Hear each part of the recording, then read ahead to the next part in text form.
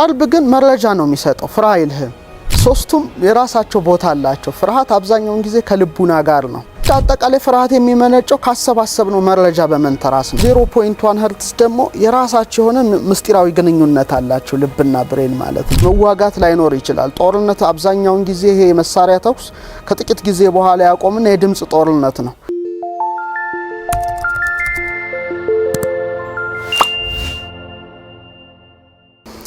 ቀልብ የሚለው ነገር ትንሽ ቃላት አጣንለት እንጂ ቀልብ ስንል ልብ ጋር ያያዛል ከልብ ዕውቀት ጋር ያያዛል በተለይ አለቃ ደስታ በመዝገበ ቃላታቸው ላይ ልብ የልብ ዕውቀት ይሉታል 1059 ገጽ ላይ ማለት ነው እኛ ግን አሁን ኢንቲዩሽን የምንለው አብዛኛውን ጊዜ ሆድቅ አካባቢ ያለ ስሜት ነው ወይም በጥንት ኢትዮጵያውያን ኩላሊት በመባል ይታወቃል ለምሳሌ አምላክ ልብና ኩላሊትን መርምሮ ያቃል ይባላልና ኩላሊት የሚለው በጣም ይገልጸዋል ግን ለመግባቢያ ቀልብ ይያል ብንወያይ የተሻለ ይመስለኛልና ቀልብ እንደ ኢትዮጵያውያኑ ሳይንስ እንግዲህ ኢትዮጵያ ሳይንስም ስለነበራት በተለይ ደግሞ ከምዕራቡ ሳይንስ የተሻለ ሳይንስ ነው ብዬ አስባለሁ ቀልብን በመግለጽ ዙሪያ ማለት ነው ከሶስቱ የማሰቢያ አካላቶቻችን ወይም ሴንተር ኦፍ ኢንተለጀንስ ከአይምሮ ከልብ ከኩላሊት አንደኛው ክፍል ኩላሊት ብለን የምናነሳው ወይም ገት ኢንቲዩሽን ብለን የምናነሳው ወይም ቀልብ ብለን የምናነሳው ነው እንግዲህ በጥንት አባባል አለ ምናልባት ብዙዎች ያውቁታል ኩላሊት የሚያጤሰው ልብ የሚያመላልሰው ናላ የሚወርሰው ይባላል ኩላሊት የሚያጤሰው ይጀምራል ልብ ያመላልሳል ናላ ማለት ብሬን ወይም አንጎላችን ደግሞ ይወርሰዋል ያንን ዕውቀት ማለት ነው ስለዚህ ከሶስቱ የማሰቢያ አካላቶቻችን አብዛኞቻችን የዘነጋ ነው ግን ያለ አንድ ነገር ማለት ምንድነው ቀልብ ነው ወይም ኩላሊት ብለን የምናነሳው ነው እንግዲህ ቀድሞ የሚያስረዳን ውስጣዊ ምክር ይባላል በኢትዮጵያውያኑ ሳይንስ ስለ አንድ ነገር ቀድሞ የሚያስረዳን ውሳጣዊ ምክር እንደውም ታይም ትራቭል ሁሉ ያረጋል ቀድሞ ስለ አንድ ክስተት ታውቆ ስለዛ ነገር ሳይደርስ መረጃውን ይነግርሻል ማለት ነው ለምሳሌ እንደውም እኔ ምን ብዬ ገልጸዋለሁ ከእኛው በእኛው ለእኛው የሚል ነገር ይገልጸዋል ከእኛው ነው የሚመጣው በእኛው ነው የሚመጣው መረጃው ለእኛው ነው የሚሰጠን ስለዚህ ከውስጣችን የሚፈልቅ የሆነ ነገር ነው በቃ ማናቀው ነገር ሳናስበው ሳንዘጋጅበት እንደ አላርም ወይም እንደ ደወል ከውስጣችን የሚሰማ ድምጽ ነው መጥፎ ነገር ይፈጠር ወይ ጥሩ ነገር ይፈጠር ቀድሞ ስሜቱ ይመጣብናል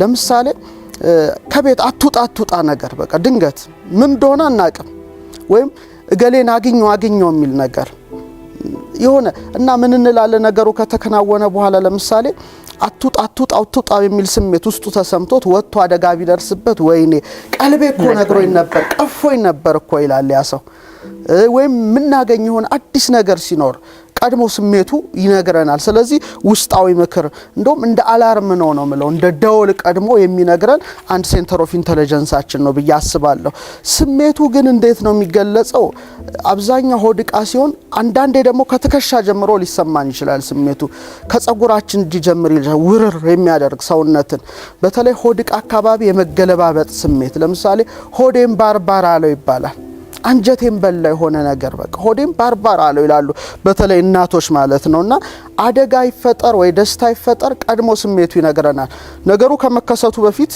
ነው እንትኑ መልእክቱም ይመጣል ስለዚህ ውሳጣዊ ድምጽ ነውና ሳናስበው ድንገት ኮሙኒኬት የሚያደርገን ኢንተለጀንሳችን ነው ማለት እንችላለን ደመነፍስ ነው ሊሉበት የቻሉት ሎጂክ ስለማይጠቀም ነው አብዛኞቹ አመክንዮ አይጠቀምም እንዲሆኖ እንዲባደርገው ኖሮ እንዲባደርገው ነገር የሚል ነገር የለውም ድንገት የሚሰማን ስሜት ነው ሳንፈልግም ሊሆን ይችላል በተቀመጥንበት ነገር ውጣ የሚል ድምጽ ወይ የሆነ ቦታ አትሂድ የሚል ድምጽ ነው ውሳጣዊ ድምጽ ነው ስለዚህ ሎጂክ ስለማይፈልግ ደመነፍሳዊ ነው ይሉታል ግን ደመነፍስ ራሱ ምንድነው የሚለው ማወቅ ያስፈልጋል አብዛኛውን ጊዜ ስተቶች ይፈጠራሉ የሚል እምነት አለኝ ደመነፍስ ከስሜት ህዋሳት ጋር ይያያዛል ለምሳሌ ደመነፍስ ሲባል አኒማል ሶል የሚለውን ይጠቅሳል አኒማል ሶል ማለት ደም ውስጥ የምታደር የእንስሳ ነፍስ አለች በዛ ምክንያት ለምሳሌ አዝሪት አትክልት እጽዋት አራቱ ባህሪያት አላቸው እሳትነት አላቸው ውሃነት አላቸው ነፋስነት አላቸው መሬትነት አላቸው እንስሳት ግን ትንሽ ከአዝሪቱ ከአትክልቱ ከእጽዋቱ በተሻለ መልኩ ደመ ነፍስ አላቸው በዚህ ምክንያት ያያሉ ልክ እንደኛ ይሰማሉ ቴስት ያደርጋሉ እንደውም በተሻለም አንዳንዶች የሚያዩበት ቴስት የሚያደርጉበት ነገር አላቸው እንስሳት ዓለም ውስጥ ደስታ አለ እንስሳት ዓለም ውስጥ ሀዘን አለ፣ እንስሳት ዓለም ውስጥ ቁጡነት አለ፣ እንስሳት ዓለም ውስጥ ደግነት አለ፣ ብዙ ነገር አለ። ሰው ግን ከዚህ ይለያል። ትንሽ ደግሞ ራሽናል ሶል አለች፣ ነባቢት ነፍስ የምትባል ልብ ቃል እስትንፋስ ያላት። ስለዚህ ሰው በብዙ ነገር ተዋቅሯል። በአጠቃላይ 7 ኤሌመንቶች አሉ። እንደገና አርላቀን ካየነው ደግሞ አሁን ቀልብ ላይ ለመድረስ ነው። ስጋ፣ ነፍስ፣ መንፈስ የሚባል ነገር አለን። ስጋ አለን፣ ይሄ ነው። ነፍስ አለን፣ ውስጥ ነው። መንፈስ ደግሞ አለ፣ የውስጥ ናት። በጣም ውሳጣዊ ክፍል ናት እና ውሳጣዊ ነገሮች የሚመነጩባት፣ ራእይ የሚመነጭባት፣ ሆፕ ምናምን ተስፋ የሚመነጨው ከውሳጣዊ መንፈስ አካላችን ነው። ስለዚህ ኩላሊት ጋር ስንመጣ 2 ነገሮች መከወን ይችላል። ደመነፍስ ያሉበት ምክንያት ትንሽ ከኢትዮጵያው ጋር የሚያያዝበትን ማቅረብ እችላለሁ። ምን ይባላል? እዚህ አካባቢ የፍትወት ምንጭ ይባላል፣ ወይም የፈቃደ ስጋ መነሾ ሞር ሴክሹዋሊቲን የሚያነሳሳ ክፍል አለ እዚህ ውስጥ ከኢትዮጵያው ሳይንስ ማለት ነው። እና የሚያቅበጠብጥ ጾታዊ ነገር የሚያስመኝ ነገር እዚህ ውስጥ ይፈልቃል። ይሄ እንግዲህ ራሱን ችሎ አንድ ነገር ይከውናል ማለት ነው። ሞር ከሴክሹዋሊቲ ጋር ይያዘ። ሌላው ግን አሁን የምንፈልገው ትልቁ ነገር ሴንተር ኦፍ ኢንተለጀንስ ነው። እውቀት ነው በራሱ፣ ሀሳብ ነው በራሱ፣ ረቂቅ ምክር ነው በራሱ፣ ውሳጣዊ ነገር ነው በራሱ።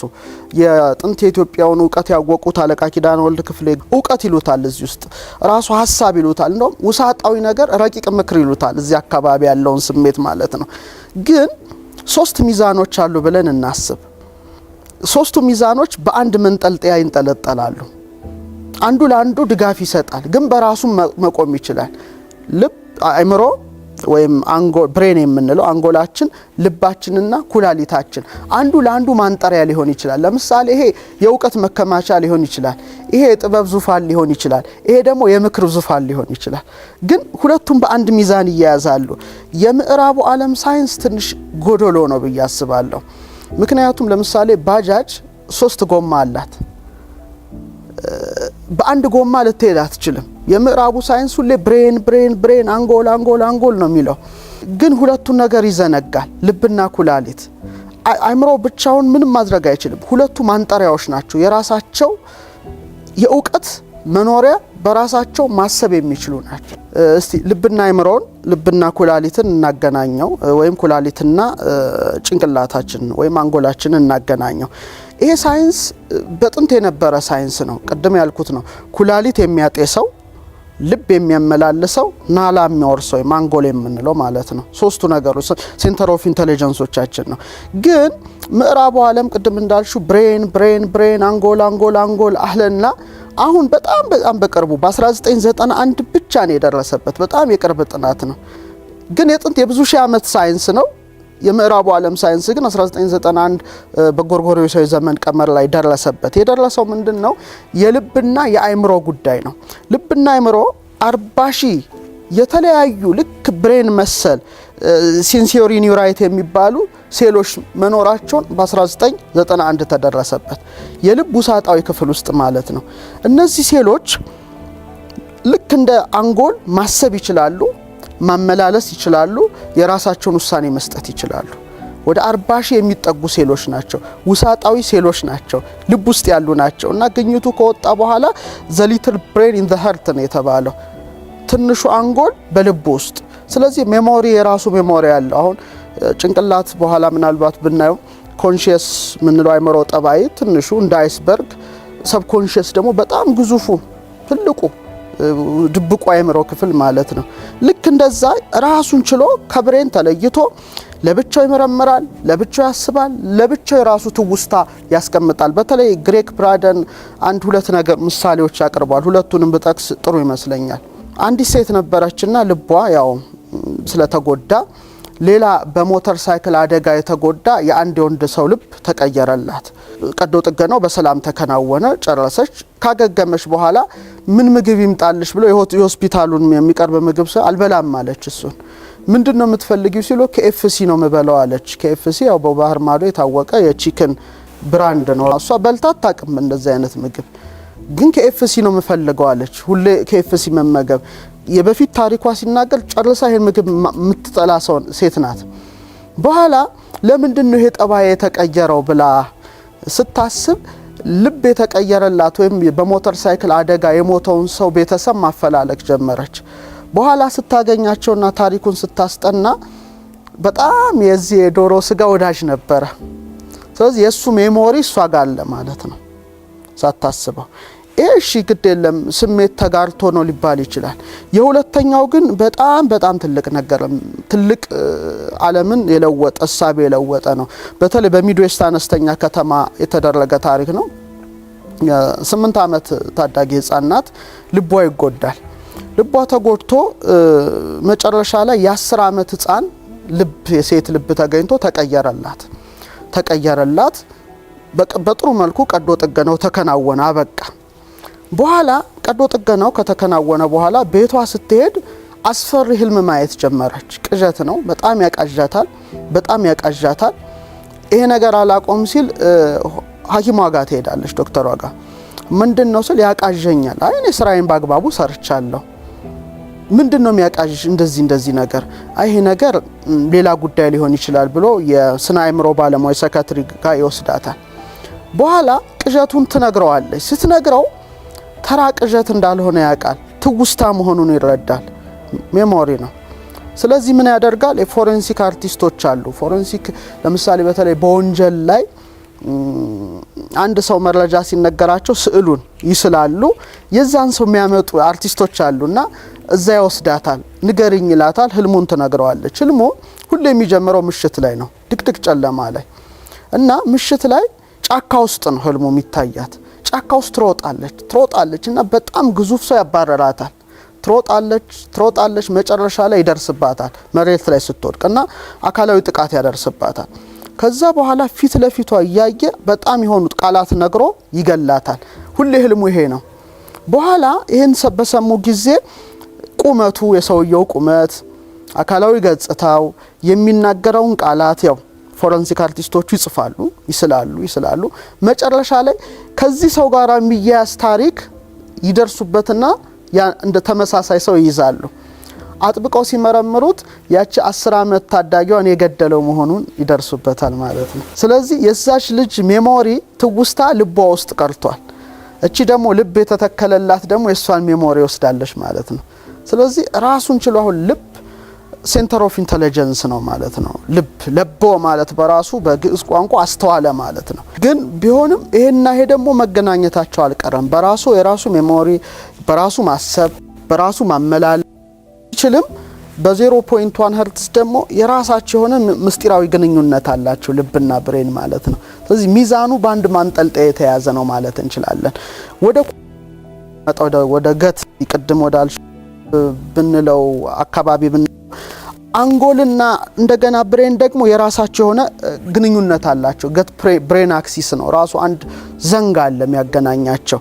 በተለይ ይሄ የግንኙነት አውታረ ምህዋር ብለው ኩላሊትና አንጀታችን አካባቢ ደግሞ አሁን ሳይንስ የደረሰበት ወደ 500 ሚሊዮን ኒውሮኖች አሉ እዚህ አካባቢ ውስጥ ማለት ነው።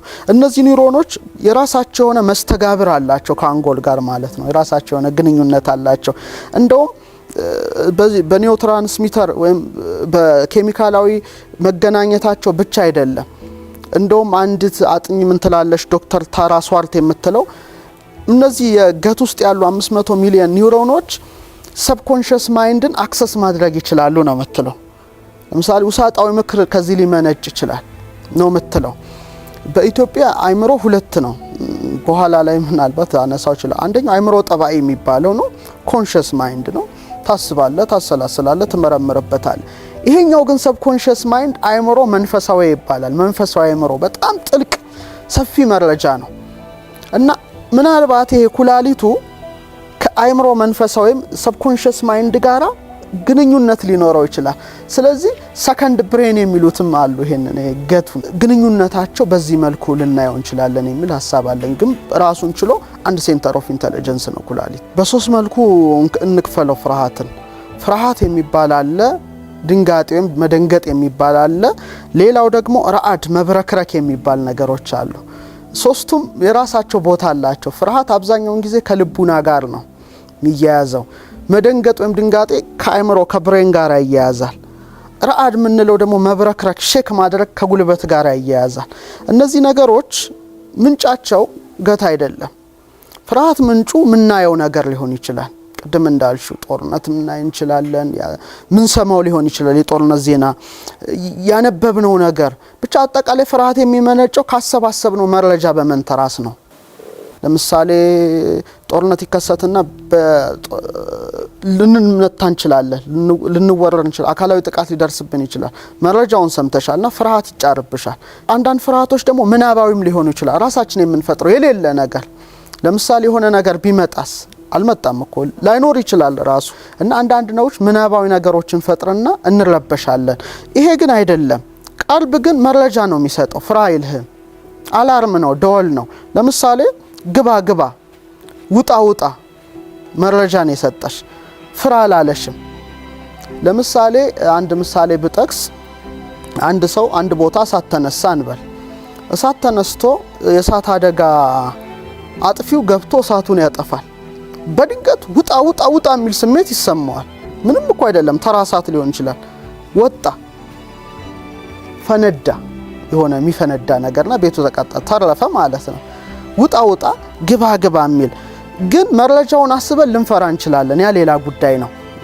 ለቀልብ የምንሰጠው ግብረ መልስ ሊሆን ይችላል ፊድባኩ ለምሳሌ ቀፈፈሽ መረጃ ነው ከዛ በኋላ የቀፈፈኝ እኮ እዚህ ቦታ ላይ የሆነ ፈንጂ ተጠምዷል ማለት ነው ብለሽ ልትፈሪ ትችያለሽ ያ ግን ፍሪ አይልሽም ደንግጭ አይልሽም ብቻ መረጃ ነው እንደ አላርም ደወለ አላርም ሆኖ ኩላሊት አጤሰ ማለት ያኮ ነው ማጤስ ኩላሊት ያጤሰው ማለት ያ ነው ከዛ ልብ ያመላልሰዋል ልብ ሲያመላልሰው ፍርሃት ሊሆን ይችላል ከዛ በኋላ ልብ ካመላለሰው በኋላ ናላ የሚወርሰው ይባላል አይምሮ ያስባል በቃ ይደመድማል እዚህ ቦታ እንትን አለ እንትን ሊመጣ ነው ብሎ ይጨነቃል ይፈራል ጭና ላይ ደነግጣል ልብ ይፈራል እግር ይብረከረካል ስለዚህ አብዛኛውን ጊዜ ፍርሃት የሚመነጨው ከምናየው ነገር ለምሳሌ መብረቅ ሊሆን ይችላል ፎቢያዎች የተለያዩ ብልጭ ሲል ምናየው ነገር ሊያስፈራን ይችላል የጦር አሰላለፍ ስታይ ልትፈሪ ትችያለሽ ድምጽ ሊያስፈራን ይችላል በጣም የተለያዩ ፍሪኩዌንሲዎች አሉ አደገኛ ወደፊት እንደውም ጦሮች ሞር መዋጋት ላይ ኖር ይችላል ጦርነት አብዛኛውን ጊዜ ይሄ መሳሪያ ተኩስ ከጥቂት ጊዜ በኋላ ያቆምና የድምጽ ጦርነት ነው የሰው ልጆች ፈሪ የሚያረግ ድምጽ ፍሪኩዌንሲ ይለቀቃልና ፈርተው ይደበቃሉ ድምጽ በጣም ኃይል አለውና እነዚህ አይነት ነገሮች ሰውን ሊያስፈሩት ሊያስጨንቁት ይችላሉ እንጂ ቀልብ በራሱ ፍርሃት አይደለም ቀልብ በራሱ ጭንቀት አይደለም መረጃ ሰጪ አቀባይ አንዱ ኢንተለጀንስ ነው ማለት እንችላለን